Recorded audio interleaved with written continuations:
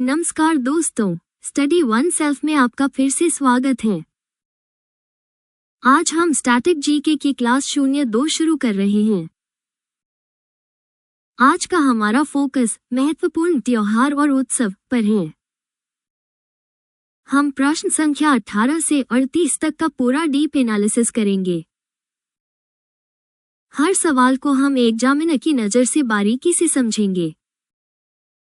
तैयार हो जाए एक बेहतरीन मास्टर क्लास के लिए। चलिए शुरू करते हैं। प्रश्न संख्या 18। ओडिशा का रज पर्व राजा परबा किस महीने में मनाया जाता है? ए. जुलाई, बी. जून, सी. अगस्त, डी. सितंबर। इसका सही उत्तर है विकल्प बी. जून। रज पर्व या राजा परबा ओडिशा का एक अत्यंत जीवंत सांस्कृतिक और कृषि त्योहार है जो मुख्य रूप से जून के महीने में 3 दिनों तक मनाया जाता है। इस त्योहार को मिथुन संक्रांति के नाम से भी जाना जाता है और यह विशेष रूप से नारीत्व के सम्मान और धरती माता की पूजा को समर्पित है। ऐसी मान्यता है कि इन 3 दिनों में धरती माता को मासिक धर्म होता है और वे मानसून के आगमन के साथ कृषि के लिए खुद को तैयार करती हैं।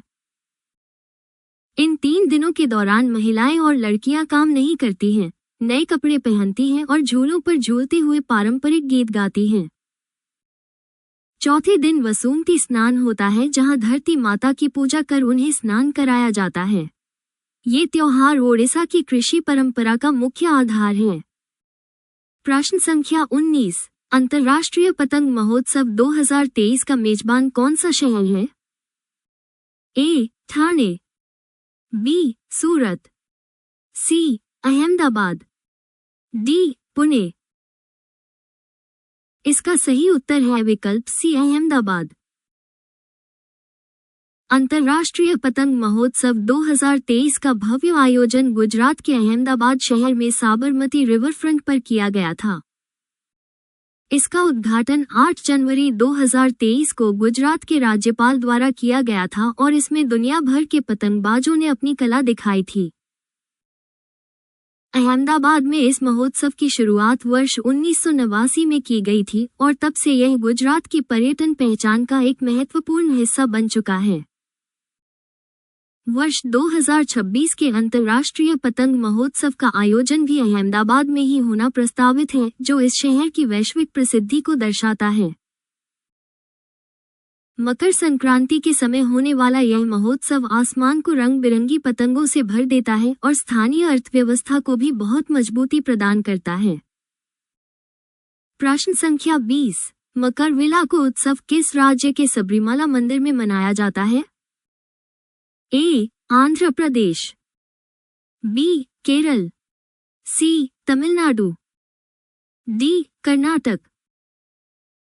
इसका सही उत्तर है विकल्प बी. केरल। मकरविलाकू केरल राज्य का एक प्रसिद्ध वार्षिक उत्सव है जो मकर संक्रांति के अवसर पर प्रसिद्ध सबरीमाला मंदिर में आयोजित किया जाता है। ये 7 दिनों तक चलने वाला एक विशाल धार्मिक उत्सव है जो पूर्णतः भगवान अयप्पा को समर्पित है और इसमें लाखों श्रद्धालु भाग लेते हैं।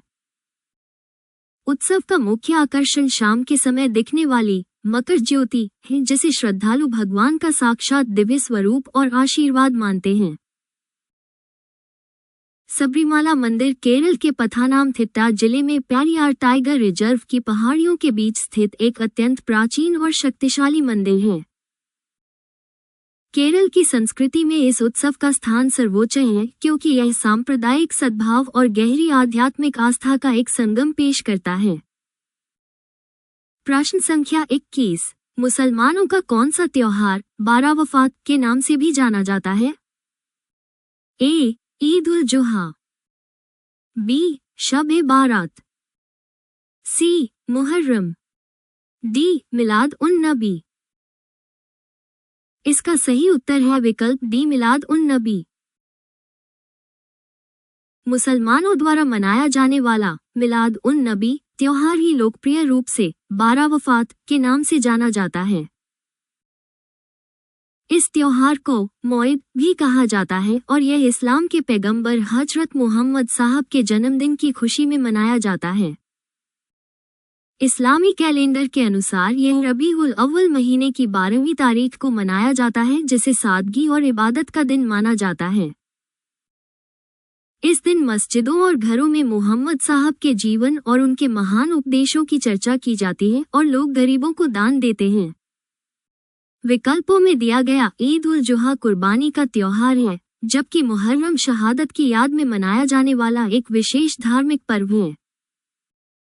प्रश्न संख्या 22। कर्नाटक में नवंबर-दिसंबर में कौन सा वार्षिक फसल उत्सव मनाया जाता है? ए. हुथ्री, बी. दसरा, सी. कंबाला, डी. हम्पी।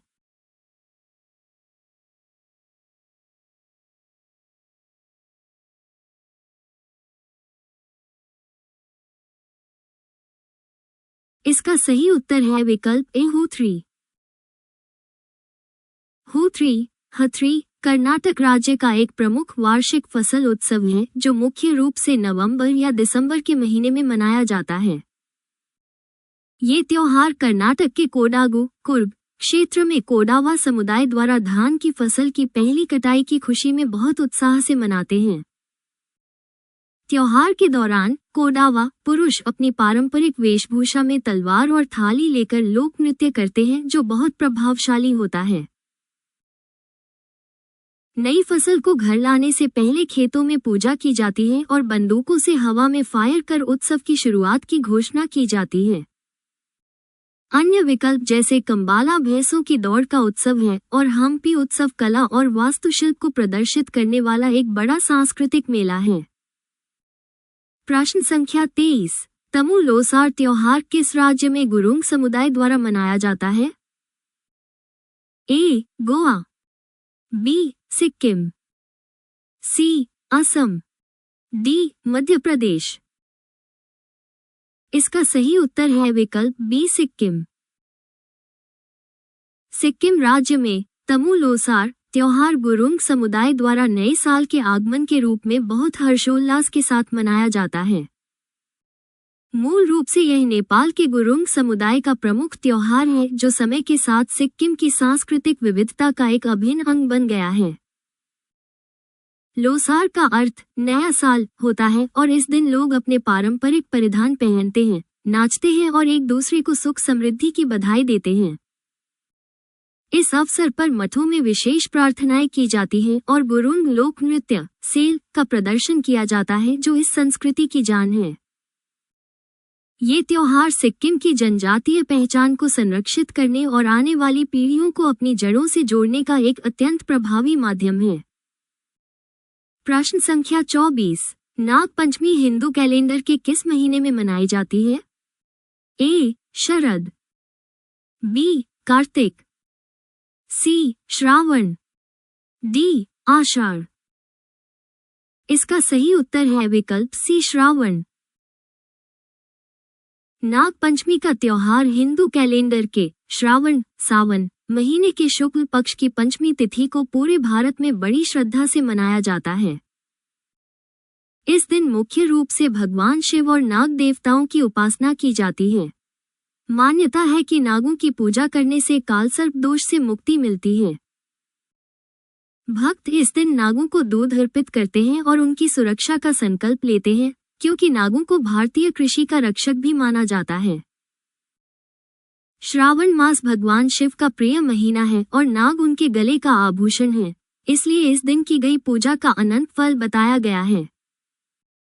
भारत के अलग अलग क्षेत्रों में नाग पंचमी के दिन कुश्ती और मेलों का भी आयोजन होता है, जो इस त्योहार के सामाजिक महत्व को दर्शाता है। प्रश्न संख्या 25। प्रसिद्ध पारो-शेचु त्योहार किस देश में मनाया जाता है? A. Japan, B. Thailand, C. Burma, D. Bhutan. इसका सही उत्तर है विकल्प डी. भूटान। प्रसिद्ध पारो-शेचु भूटान देश का एक अत्यंत महत्वपूर्ण और रंगीन त्योहार है, जो हर साल वसंत ऋतु में बड़े स्तर पर आयोजित किया जाता है। ये त्योहार भूटान के महान धर्मगुरु रिम्पोचे गुरु पद्मसंभव के जन्म दिवस के उपलक्ष्य में चंद्र कैलेंडर के 10वें दिन मनाया जाता है। उत्सव का मुख्य आकर्षण भव्य मुखौटा नृत्य है, जिसे स्थानीय लोग चाम कहते हैं। इसमें कलाकार अद्भुत वेशभूषा पहनकर धार्मिक कथाएं सुनाते हैं। अंतिम दिन सूर्योदय से पहले एक विशाल धार्मिक चित्र थोंगग्रिल को प्रदर्शित किया जाता है, जिसे देखने मात्र से पापों का नाश माना जाता है। ये त्योहार भूटान की अनूठी बौद्ध संस्कृति और वहां के लोगों की गहरी धार्मिक आस्था का सबसे सुंदर और जीवंत वैश्विक प्रदर्शन माना जाता है। प्रश्न संख्या 26। गुरुवायूर एकादशी भारत के किस राज्य का सांस्कृतिक उत्सव है? ए. आंध्र प्रदेश, बी. केरल, सी. तमिलनाडु, डी. कर्नाटक। इसका सही उत्तर है विकल्प बी. केरल। गुरुवायूर एकादशी भारत के केरल राज्य का एक अत्यंत पवित्र सांस्कृतिक उत्सव है, जो प्रसिद्ध गुरुवायूर श्री कृष्ण मंदिर में मनाया जाता है। यह एकादशी मलयालम महीने वृश्चिकम के शुक्ल पक्ष में पड़ती है और पूरे केरल से भक्त भगवान श्री कृष्ण के दर्शन के लिए यहाँ एकत्र होते हैं। उत्सव के दौरान मंदिर में हाथियों का एक भव्य जुलूस निकाला जाता है, जिसमें हाथियों को स्वर्ण आभूषणों से सजाकर भगवान की सवारी निकाली जाती है। ये दिन मंदिर के प्रसिद्ध गजराज गुरुवायूर केशवन को श्रद्धांजलि देने के लिए भी मनाया जाता है, जो भगवान के परम भक्त माने जाते थे। गुरुवायूर मंदिर को दक्षिण की द्वारका भी कहा जाता है और यह एकादशी केरल की आध्यात्मिक परंपरा का एक बहुत ही गौरवशाली हिस्सा है। प्रश्न संख्या 27। किस त्योहार का वास्तविक अर्थ उबालना या पकाना होता है? ए. ओणम, बी. बिहू, सी. पोंगल, डी. राजा। इसका सही उत्तर है विकल्प सी. पोंगल। दक्षिण भारत में मनाया जाने वाला पोंगल त्योहार का वास्तविक और शाब्दिक अर्थ उबालना या किसी चीज को ऊपर की ओर बहने देना होता है। यह मुख्य रूप से तमिलनाडु का फसल कटाई उत्सव है, जहां धान की फसल पकने के बाद लोग अपनी प्रसन्नता प्रकट करने के लिए सूर्य देव की पूजा करते हैं। इस दिन नए चावल को दूध और गुड़ के साथ मिट्टी के बर्तन में उबाला जाता है और जब बर्तन से उबाल बाहर गिरता है तो उसे अत्यंत शुभ माना जाता है। पोंगल 4 दिनों का त्योहार है, जो प्रकृति और पशुओं, विशेषकर बैलों, के प्रति कृतज्ञता व्यक्त करने का एक प्राचीन और वैज्ञानिक तरीका है। केरल का ओणम भी फसल उत्सव है, लेकिन उबालने का विशेष महत्व और नाम का अर्थ केवल पोंगल त्योहार से ही गहराई से जुड़ा हुआ है। प्रश्न संख्या 28। बस्तर दशहरा का 10 दिवसीय उत्सव किस राज्य से संबंधित है?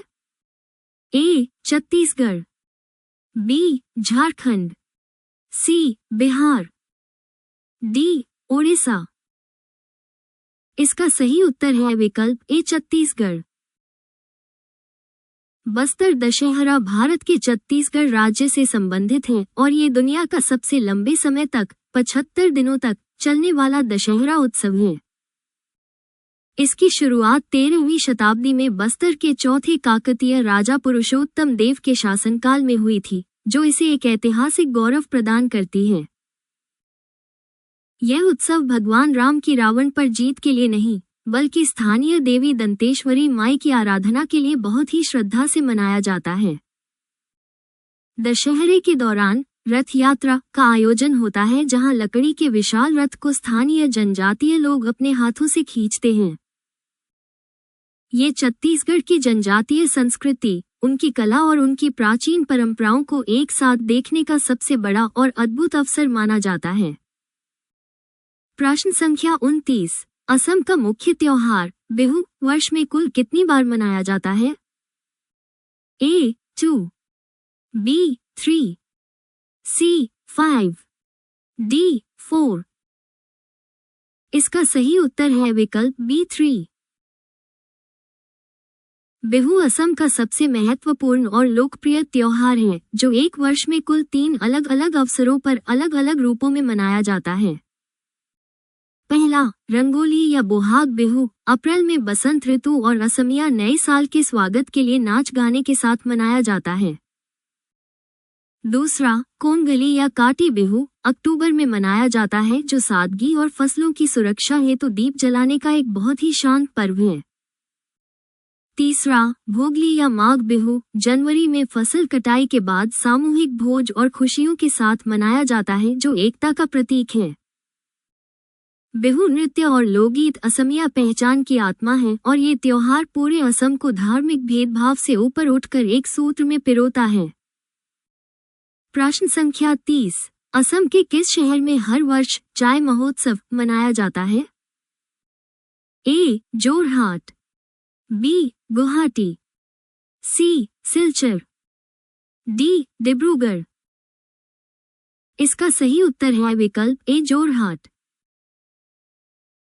असम के जोरहाट शहर में हर वर्ष बड़े स्तर पर चाय महोत्सव टी फेस्टिवल का आयोजन असम पर्यटन विभाग द्वारा किया जाता है। जोरहाट को विश्व की चाय राजधानी भी माना जाता है, क्योंकि यहाँ चाय के विशाल बागान और विश्व प्रसिद्ध चाय अनुसंधान केंद्र स्थित हैं।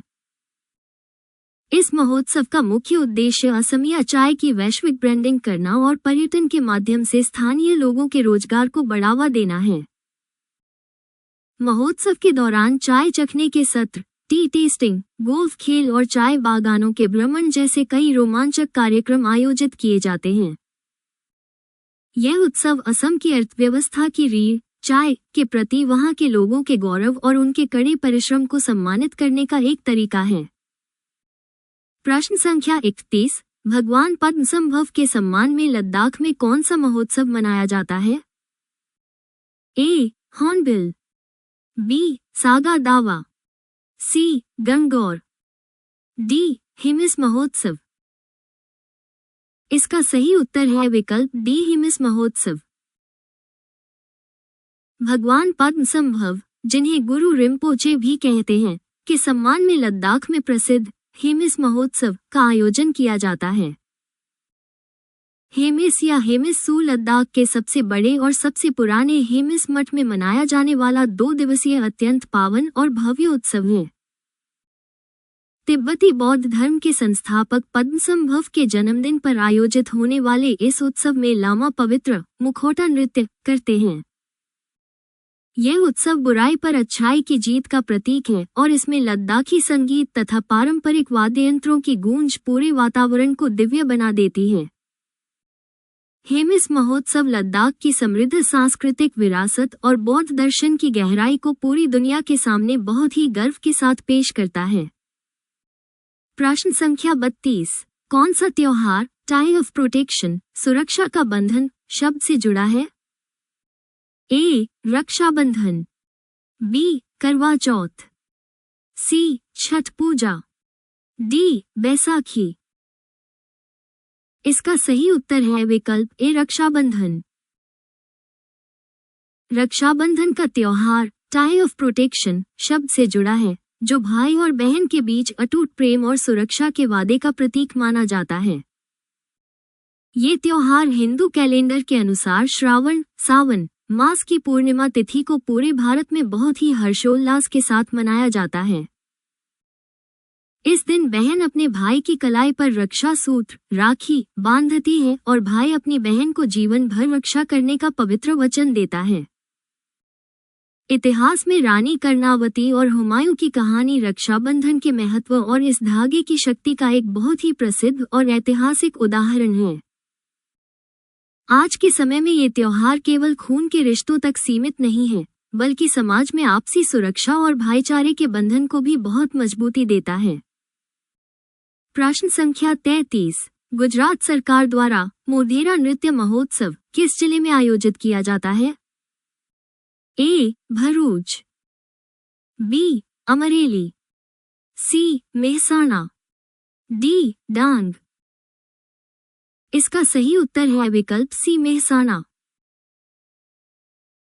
गुजरात के मेहसाणा जिले में स्थित प्राचीन सूर्य मंदिर में गुजरात सरकार द्वारा हर वर्ष भव्य मोढेरा नृत्य महोत्सव का आयोजन किया जाता है। इसे उत्तरार्ध महोत्सव के नाम से भी जाना जाता है और यह मकर संक्रांति के बाद जनवरी के तीसरे सप्ताह में आयोजित होने वाला एक बड़ा सांस्कृतिक पर्व है। इस महोत्सव का मुख्य उद्देश्य भारत की शास्त्रीय नृत्य शैलियों जैसे भरतनाट्यम, कथक, ओडिसी को युवाओं के बीच लोकप्रिय बनाना और संरक्षित करना है। मोढेरा का सूर्य मंदिर अपनी अद्भुत वास्तुकला के लिए प्रसिद्ध है और रात्रि में रोशनी से जगमगाते मंदिर के सामने नृत्य का प्रदर्शन मंत्रमुग्ध कर देता है।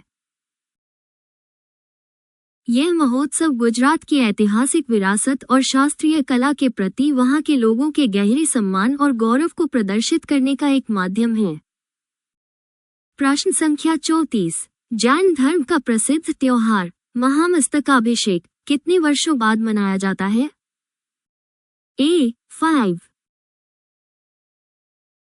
B. 10 C.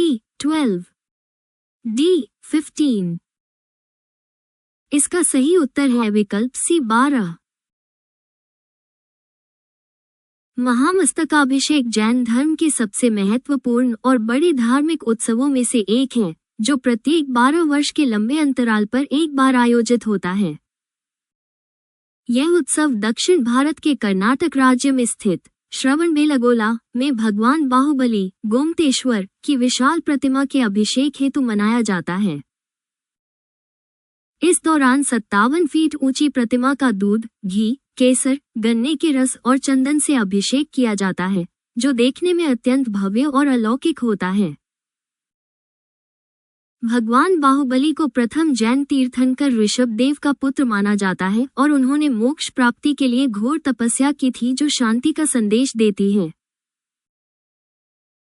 यह आयोजन न केवल जैन समुदाय बल्कि पूरी दुनिया के लिए अहिंसा, त्याग और मानवीय मूल्यों के प्रति आस्था जगाने वाला एक महान आध्यात्मिक कुंभ है।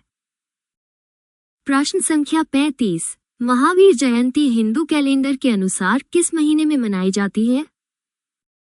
A. August September B. May June C. March April D. नवंबर दिसंबर इसका सही उत्तर है विकल्प C. मार्च अप्रैल। जैन धर्म के 24वें तीर्थंकर महावीर स्वामी के जन्म को महावीर जयंती के रूप में चैत्र मास के शुक्ल पक्ष की त्रयोदशी तिथि मार्च अप्रैल को मनाते हैं। महावीर स्वामी ने दुनिया को अहिंसा, सत्य, अस्तेय, अपरिग्रह और ब्रह्मचर्य के आधार पर पंचशील सिद्धांत प्रस्तुत किया, जो आज भी मार्गदर्शक हैं। उनका जन्म ईसा पूर्व 599 में वैशाली के कुंडग्राम, बिहार में हुआ था और उन्होंने मानवता को जियो और जीने दो, लाइव एंड लेट लिव का संदेश दिया। महावीर जयंती के दिन जैन मंदिरों को विशेष रूप से सजाया जाता है और भगवान महावीर की भव्य शोभा यात्रा निकाली जाती है, जिसमें शांति का संदेश होता है। ये दिन केवल जैनियों के लिए ही नहीं, बल्कि पूरी मानवता के लिए आत्म संयम, दया और करुणा के मार्ग पर चलने की एक बहुत बड़ी प्रेरणा है। प्रश्न संख्या 36। सिखों का बंदी छोड़ दिवस किस हिंदू त्योहार के साथ मनाया जाता है? A. Dussehra B. Diwali C. Holi D. Ganesh Chaturthi इसका सही उत्तर है विकल्प B. दिवाली। सिखों द्वारा मनाया जाने वाला बंदी छोड़ दिवस हिंदू त्योहार दिवाली के साथ मेल खाता है और दोनों त्योहार एक ही दिन हर्षोल्लास से मनाए जाते हैं। ये दिन सिखों के छठे गुरु हरगोबिंद सिंह जी की ग्वालियर किले से रिहाई और उनके साथ 52 राजाओं को मुक्त कराने की याद में मनाया जाता है। जब गुरु साहिब अमृतसर पहुंचे तो स्वर्ण मंदिर हरमंदिर साहिब को दीपों से सजाया गया था, तभी से इसे दिवाली के साथ दीप जलाकर मनाते हैं। बंदी छोड़ दिवस का अर्थ है कैदियों को मुक्त कराने वाला दिन, जो अन्याय के खिलाफ खड़े होने और स्वतंत्रता के महत्व को बहुत गहराई से दर्शाता है। आज भी अमृतसर में इस दिन होने वाली आतिशबाजी और रोशनी पूरी दुनिया में प्रसिद्ध है, जो हिंदू सिख एकता और साझा खुशी का एक महान उदाहरण है। तो दोस्तों, आज की क्लास 02 में हमने प्रश्न संख्या 18 से 38 तक के सभी महत्वपूर्ण स्टैटिक जीके के सवालों को उनके गहरे विश्लेषण के साथ पूरा किया। ये सभी प्रश्न आपकी आगामी परीक्षाओं के लिए अत्यंत उपयोगी साबित होंगे। अगर आपको ये क्लास पसंद आई हो तो वीडियो को लाइक करें और स्टडी वन सेल्फ परिवार से जुड़ने के लिए चैनल को सब्सक्राइब जरूर करें। जल्द मिलते हैं अगली महत्वपूर्ण क्लास में।